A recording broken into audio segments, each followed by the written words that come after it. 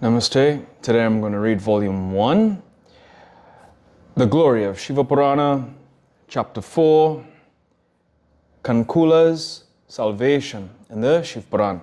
Vakratuna Mahakaya, Surya Kuti Samarpanila Vegadam Kurim Sarvakaya, Mekadantai.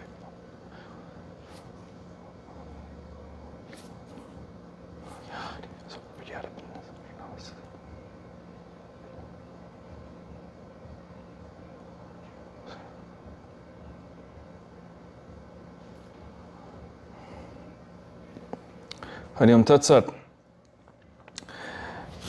The Brahmin said, "O Brahmin lady, fortunately you have realized at the proper time on hearing the story of Shiv Purana that is conducive to non-attachment. Do not be afraid, seek refuge in Shiva. All sins perish instantaneously by Shiva's grace. I shall explain to you that great object attached to the glorification of Shiva, whereby your course hereafter will be pleasant always. It is by listening to the excellent story that your mind has now turned to the pure path of repentance and detachment towards worldly pleasures. Repentance is the only way of acquittance for all sinners. Saintly men have extolled it as the only way of expiation for all sins. Purity can be realized by repentance alone.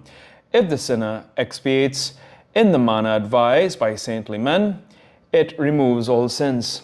After due expiation, he becomes free from fear. By repentance, he attains salvation, undoubtedly.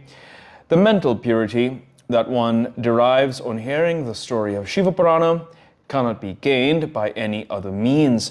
As a mirror becomes free from dirt on being wiped with a cloth, so it is the mind undoubtedly purified by listening to the story. Accompanied by Amba, Shiva stays in the minds of pure men.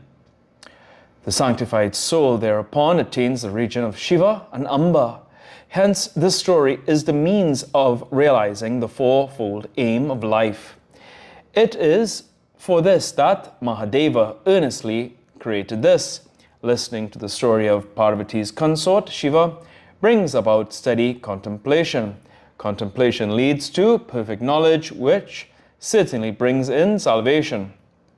A person who listens to the story in this birth, though he be unable to meditate, realizes the same in the next birth, after which he reaches the goal of Shiva. Many repentant sinners have meditated upon Shiva after hearing this story and have achieved salvation. Listening to the excellent story is the cause of beatitude for all men. Properly entertained, it dispels the ailment of worldly bondage. Listening to the story of Shiva, constant meditations thereon are repeated musings certainly purify the mind. That the purity of the mind leads the meditator to a devotion of Mahesa and his two sons, Ganesha and Kartikeya. With their blessings, one undoubtedly attains liberation. A person devoid of that devotion, with his mind entangled in the bondage of ignorance, is a brute. He can never be liberated from the worldly bondage. Hence, O Brahmin lady, you turn away from worldly pleasures. Listen to the sanctifying story of Shiva with devotion. Your mind, as you listen to the excellent story of Shiva, the Supreme Soul, will become pure, and thereafter you will realize liberation. Liberation is assured in this very birth to a person who meditates on the lotus-like feet of Shiva with a pure mind, truth. I am saying the truth."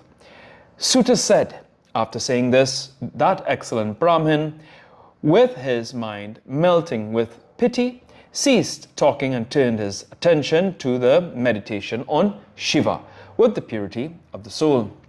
The wife of Binduga, called Kankula, when thus addressed by the Brahmin, became delighted and her eyes brimmed with tears.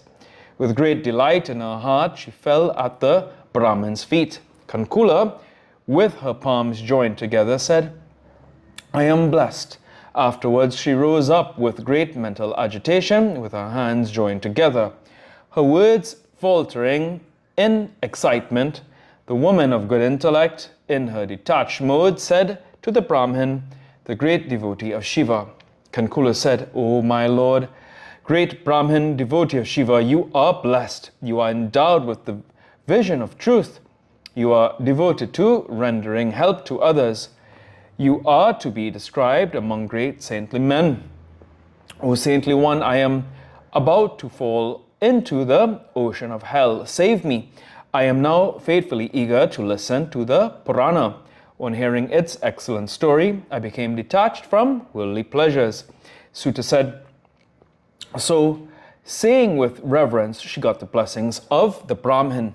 Desirous of hearing the Purana, she stayed there, rendering service to him. The intelligent Brahmin devotee narrated the Puranic story to the woman on the spot. In this manner, she listened to the excellent story of Shiva Purana in that holy center from that excellent Brahmin. On hearing that excellent story, that heightened devotion, knowledge, and detachment, and yielded liberation, she became greatly blessed. Favored by the good preceptor, she quickly gained purity of mind. By the blessings of Shiva, she could meditate on Shiva's forms and features. Thus, resorting to the good preceptor, her mind was drawn towards Shiva. She constantly meditated on the sentient, blissful body of Shiva. She wore barks of trees and had her hair matted. She smeared ashes over her body. She wore garlands of Rudraksha beads. Every day she took her ablutions in the sacred water. She regularly repeated Shiva's names. She regulated her speech and diet. She appropriated Lord Shiva in the manner advised by the preceptor. O Saunaka, thus for a long time, Kankula continued her meditation on Lord Shiva. When the stipulated period was over, Kankula, in her practice of the threefold devotion, cast off her body without any difficulty. The divine aerial chariot, shining in brilliant colors, sent by Tripurari Shiva, himself accompanied by his attendants, arrived there quickly. With her dirt and sin removed, she mounted the aerial chariot and was immediately taken to Shiva's city by the Lord's noble attendants. She assumed a divine form. Her limbs were divine in their features. She assumed the form of Gauri with the crescent moon as her coronet and divine ornaments shining brilliantly. She saw the three-eyed Mahadeva, the eternal being, served devotedly by Vishnu, Brahma, and other gods. He had the brilliance of 10 million suns and was reverently served by Ganesha, Bhringi, Nandisa, Veerabhadresvara, and others. His neck had a blue hue. He had 5 faces, 3 eyes. The crescent moon as crest ornament on his left side was apportioned to Gauri, who had the brilliance of lightning. He was white in complexion like camphor and wore all ornaments besmeared with the white ashes all over the body, and clad in the white cloth, he shone brilliantly. The woman Kankula became highly delighted on seeing Shankara. In her flutter of delight, she bowed again and again to him. She joined her palms in reverence with great pleasure, love, and humility. In her great delight, she shed tears of joy and had feelings of horripilation. With sympathy, she was allowed to approach Parvati and Shankara, who gracefully looked at her. Kankula, the beloved wife of Binduga, thus attained a divine form and was blessed with divine pleasures and made a chaperone by Parvati. In that permanent abode of excellent bliss and sublime lustre, she acquired a permanent residence and unobstructed pleasure. Footnotes.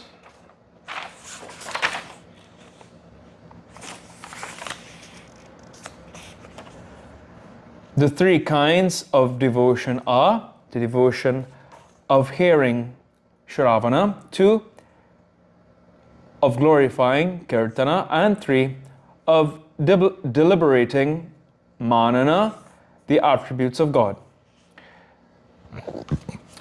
17. Shiva is called Tripurari, the slayer of Tripura.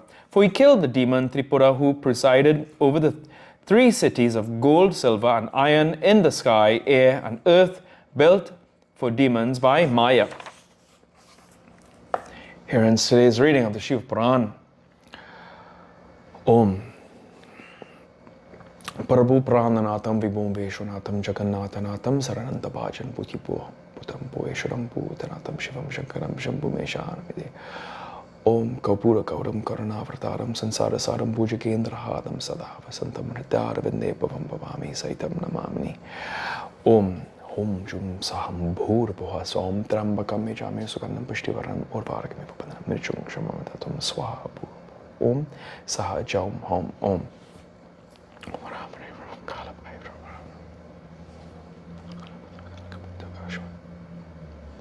Om Tuya Mata Chapita Tuyo, Tuya Bandhu Shachaska Tuyo, Tuya Vidya Dravinang Tuyo, Tuya Sarvam Mamadeva Deva. Om Shanti, Shanti, Shanti. Hari Om Tat Sat.